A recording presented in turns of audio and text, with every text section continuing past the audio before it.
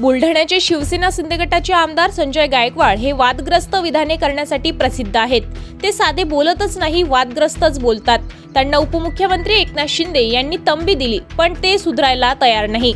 आता त्यांनी बुलढाणा येथील स्थानिक स्वराज्य संस्थांच्या निवडणुकीत होणाऱ्या खर्चांसंबंधित वादग्रस्त विधाने केली आहेत। त्यांच्या या विधानामुळे महाराष्ट्रातील राजकारणातील खर्चाबाबत चर्चा सुरू झाली आहे। ते म्हणाले की स्थानिक स्वराज्य संस्थांच्या निवडणुका आता सहज आणि सोप्या राहिल्या नाही। काही ठिकाणी तर 1, 2, 3 कोटी खर्च करावा लागतो। एवढेच नव्हे तर काही ठिकाणी 100 बोकडं द्यावे लागतात। एवढ्या खर्चिक निवडणुकीत कार्यकर्ते उद्ध्वस्त होतात, असे बुलढाण्याचे शिवसेना शिंदे गटाचे आमदार संजय गायकवाड म्हणाले आहे। ते स्थानिक स्वराज्य संस्थांच्या निवडणुका संदर्भात बोलत होते।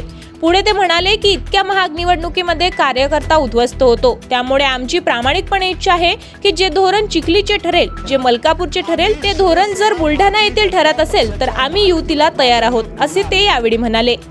आम्हाला भाजप शिवसेना युती पाहिजे, ती प्रामाणिकपणे झाली पाहिजे।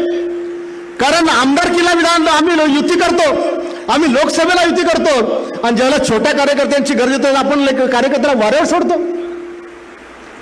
त्यांनी काय पैसे खर्च करून मातीत जायचं?